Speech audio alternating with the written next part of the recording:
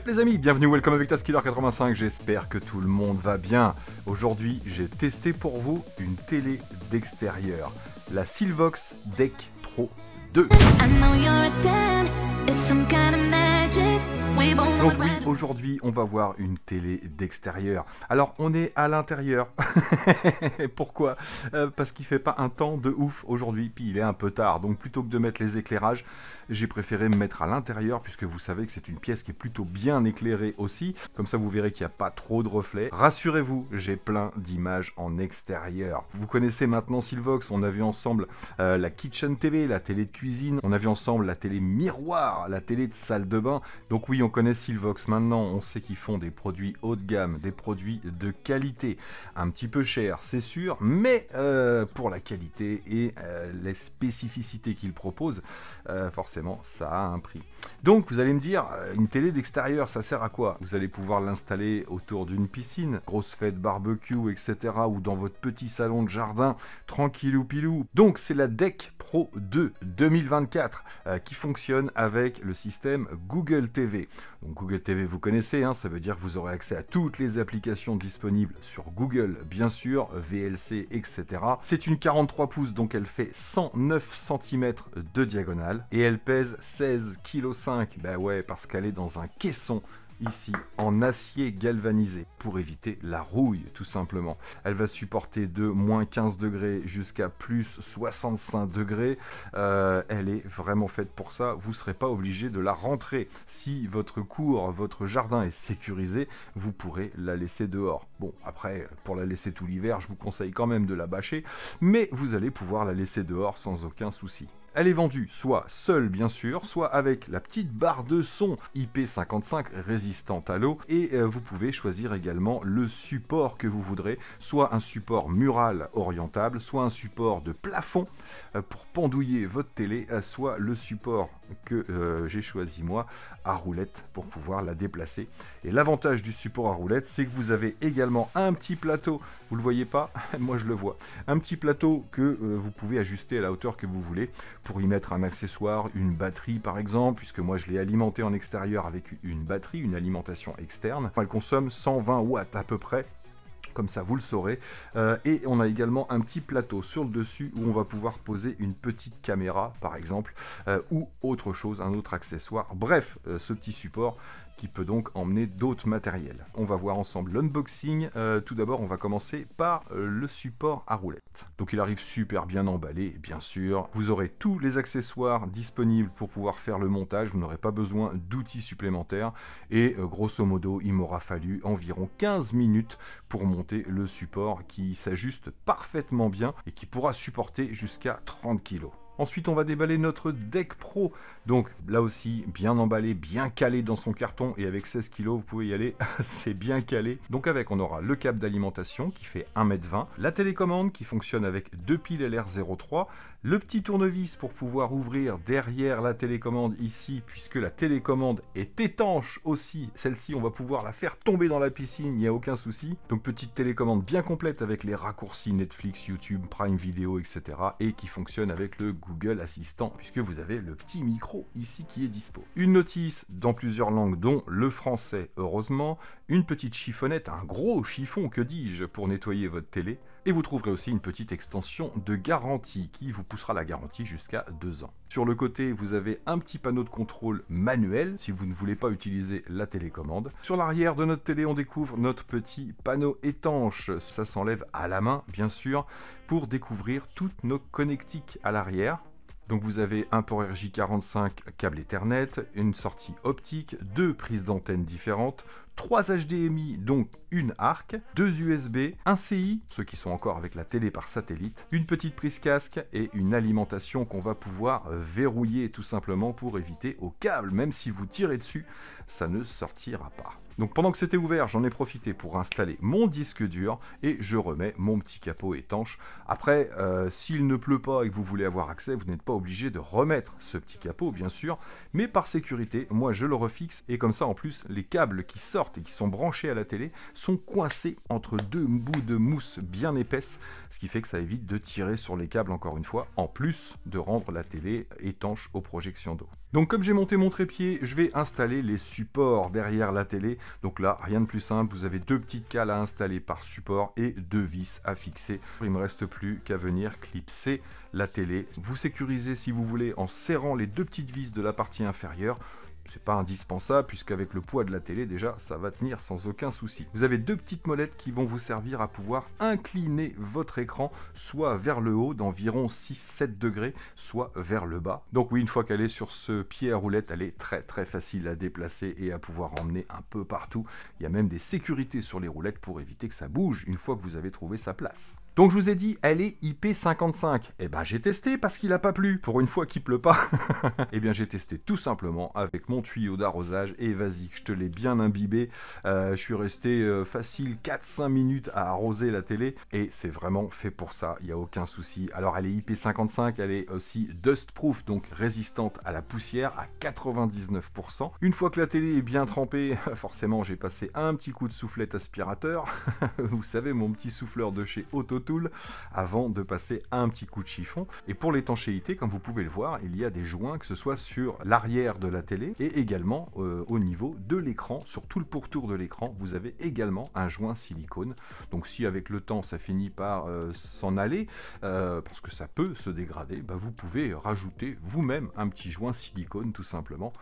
Demandez si vous savez pas faire. Donc je vous ai dit, grosse fête ou au bord de la piscine, j'en ai profité, je suis allé chez mon beau-frère. Merci Mickey de m'avoir prêté ton jardin et ta terrasse. On s'est bien amusé, hein. On a fait du karaoké.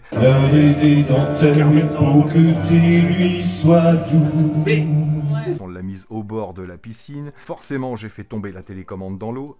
Un peu exprès. Mais bref, c'est pour vous montrer qu'il n'y a aucun souci. La télécommande flotte et elle est complètement étanche. Et donc même là, dans une piscine couverte, il y a toujours un petit peu de buée, d'évaporation. Votre télé est parfaitement à sa place. En tout cas, on a vraiment bien profité sur cet après-midi. On s'est vraiment amusé. Que ce soit l'image ou le son, ça a vraiment surpris tout le monde. Et ça rajoute une animation à la fête, bien sûr. Alors je vous ai dit Google TV, donc j'appuie sur le bouton Home et vous connaissez l'interface de Google TV. Alors ouais, ça claque, hein, ça claque. Au niveau de la luminosité, alors c'est quoi la particularité d'une télé d'extérieur? C'est justement qu'elle est plus lumineuse. Celle-ci atteint 1000 nits. Pour vous donner un exemple, moi j'ai une télé qui a 5 mois, une TCL qui est récente. J'avais mis les deux en extérieur sur ma terrasse en plein soleil. Les deux sont réglés sur dynamique et vous voyez la différence, c'est vraiment énorme. Moi la mienne doit faire à peu près 4 à 500 nits selon la marque de la télé et la qualité de votre téléviseur, ce sera entre 300 et 700 nits. Donc là on est à 1000 nits, ça veut dire que c'est pas la plus puissante parce que chez Silvox ils font des télés semi-exposées comme celle-ci, mais ils font également des télés qui sont faites pour être en plein soleil et là on aura 2000 nits de luminosité. Bien sûr, le prix va en conséquence. Mais comme vous pouvez le constater, il y a une énorme différence entre ne serait-ce que celle-ci et ma télé de chambre. Même réglée en dynamique, on voit qu'elle n'est pas faite pour ça. Donc je vous disais Google TV, et bien sûr, le paramétrage se fait super facilement puisqu'il y a un QR code à la base. Soit vous la programmez en manuel, soit vous avez un QR code pour pouvoir la programmer avec directement votre application Google. Et ensuite, vous aurez comme sur toutes les Google TV, films, séries, applications, bibliothèque. Donc application, vous aurez Netflix, YouTube, Prime Video, Disney, etc. Ça, tout est installé d'origine. Moi, j'ai simplement rajouté ici le AirScreen. Ça, c'est si on veut pouvoir envoyer les infos de son smartphone dessus. Vous devrez télécharger AirScreen sur la télé et sur votre smartphone. Et j'ai ajouté VLC. Maintenant, le lecteur, le Media Player qui est fourni d'origine est déjà franchement très bien et il lit énormément de formats, que ce soit au niveau de la vidéo ou du son. J'ai pas été embêté avec ce que j'ai dans le disque dur. Vous avez les options directes ici, images, Wi-Fi, etc. Mais sinon, si on clique sur paramètres, c'est la même chose que tout ce qui est Google TV, ce qu'on va trouver maintenant aussi sur les projecteurs que je vais vous montrer récents. Et ici, on aura les chaînes et entrées, affichage et son, réseau internet, compte et connexion, confidentialité, etc. Le système, télécommande et accessoires, c'est ici que vous allez pouvoir vous connecter à des enceintes externes et la télécommande également en Bluetooth, ce qui fait que vous n'êtes pas obligé de mettre la télécommande vers la télé pour que ça fonctionne. Regardez. Alors je vous ai dit c'est Google TV, hein, donc on appuie sur le micro parce qu'on peut y aller en manuel, mais on peut dire lance YouTube. J'ouvre YouTube. On va tout de suite tester le son de la télé et vous allez voir, c'est assez énorme. Donc je lance une vidéo NCS. Pour l'instant, je coupe le son. On va aller dans les options. Donc j'appuie sur la petite étoile ici et on va rentrer dans les paramètres. On va aller sur affichage et son et on rentre sur le son ici. Là, je coupe le Dolby Atmos. Maintenant, je remets le son. Et voilà le son qu'on aura de base. Je monte. Médaille d'or de Sodampus? Non, il a juste mieux dormi. Les gommes Ziquil Sommeil à la mélatonine et aux extraits de plomb. Bon, ça marche, mais c'est pas ouf. Regardez. Tu veux une barre irrésistible? J'active le Dolby Atmos. Ça change. Utilise l'hydratant King CJ. Vous voyez le son qu'on a? On va mettre à fond.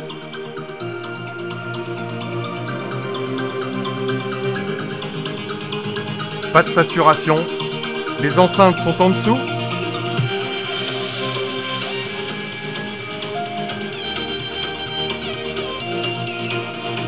Je vous remonte la différence.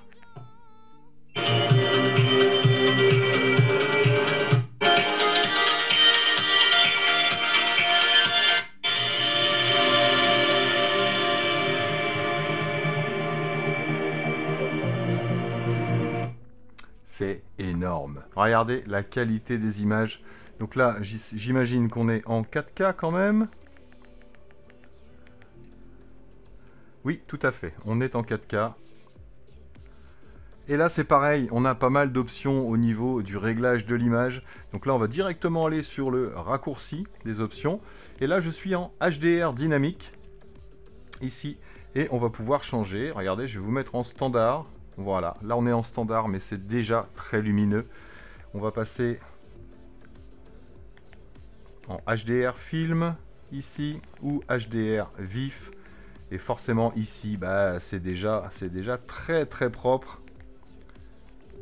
Allez, on remet en HDR dynamique. Et on a même une option supplémentaire ici. On a le WCG. WCG, c'est ce qui va vous permettre d'augmenter la puissance des couleurs. Et c'est vraiment énorme.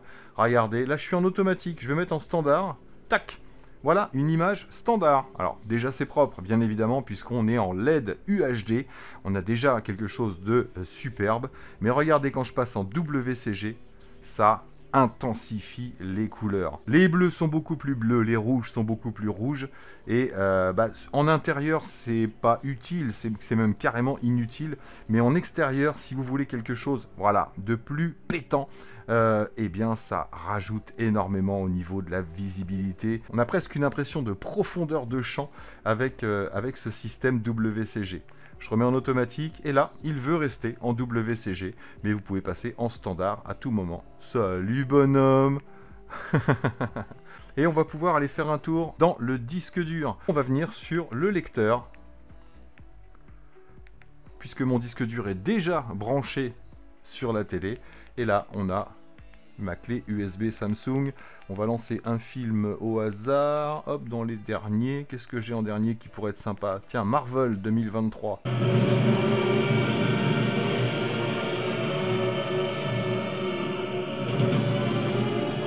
C'est magnifique. Donc oui, Dolby Atmos, vous vous doutez bien que vous n'aurez pas vraiment les retours à l'arrière, etc. Mais vous avez vraiment l'effet droite, gauche, centre quand vous mettez en Dolby Atmos. Et surtout, vous avez vraiment une beaucoup plus grosse profondeur de son au niveau des basses. Vous en êtes rendu compte, j'imagine. On va tester l'application smartphone. On va aller sur AirScreen ici. Je lance AirScreen et moi je vais aller dans mon Google Home tout simplement. Donc là bien sûr il faut être connecté au même réseau Wi-Fi et je la vois apparaître ici, caster l'écran, commencer. Et là c'est parti. Donc on est connecté Et là, comme vous pouvez le voir, c'est vraiment très rapide. Hop, et on va pouvoir lancer une vidéo YouTube par exemple, juste pour tester le son et l'image.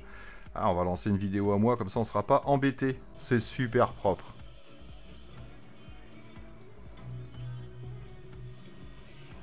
Waouh. Allez. Donc voilà pour cette Deck Pro 2, je pense que vous en aurez vu suffisamment, ça marche et ça marche super fort, que ce soit en intérieur ou en extérieur, mais pour l'intérieur je vois pas l'intérêt.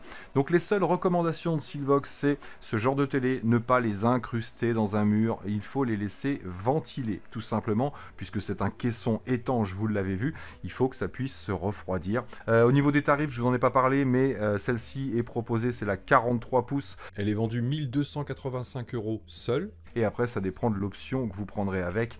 Et bien sûr, plus vous montez en taille et en qualité, puisqu'il y a également du QLED que j'aurais aimé tester, mais elle n'était pas disponible, et bien sûr, le prix va augmenter en fonction. Donc oui, c'est une niche, c'est un produit assez cher, mais voilà, pour avoir quelque chose en extérieur, je vous conseille pas de mettre dans une piscine couverte votre télévision de salon, parce que entre la buée, etc., elle va pas tenir long feu, et encore moins sous la flotte, bien sûr. Qu'est-ce que je pourrais lui reprocher? Peut-être au niveau du son, quand il y a trop de basses, on a une petite vibration, une légère vibration, mais c'est vraiment à peine perceptible et ça dépend de la source. Quand on a une bonne source Dolby Atmos par exemple, on n'a pas cette petite vibration. Sinon, j'ai pas galéré au niveau des menus, Google TV ça marche et ça marche vraiment bien. Le Wi-Fi fonctionne bien, je suis allé en extérieur, alors chez moi il n'y a pas de souci parce que je suis vraiment pas loin, et chez mon beau-frère, bah écoutez, il fallait juste pas qu'on soit derrière un mur de la maison, collé à un mur. Ah, c'est la pub. Il fallait pas qu'on soit collé à un mur en extérieur. Mais à part ça, pas de souci. J'ai même réussi à capter le Wi-Fi sous la piscine couverte qui est environ à 20-25 mètres de la box. Donc voilà, ça marche vraiment bien. Le Bluetooth, quand vous mettez une enceinte extérieure, c'est pareil, ça claque. Voilà, moi j'ai pas la barre de son, mais j'avais mis des petites enceintes 120 watts et ça envoie franchement du pâté. Donc j'ai pas relevé vraiment de défaut, mis à part le prix, ils vont me dire certains. Maintenant, ça fait partie du jeu, bien sûr. Donc voilà, je vous laisse vous faire votre propre petite idée, bien sûr, par rapport à ce que je vous ai montré là. Puis j'espère que cette petite vidéo vous aura plu, ça change un petit peu de ce qu'on voit d'habitude. Donc voilà, merci à tous d'avoir suivi, merci encore à vous d'être là. Et moi là-dessus, il me reste plus qu'à vous dire surtout, portez-vous bien, prenez soin de vous et des autres. Et à très bientôt dans mes vidéos. Allez, ciao ciao.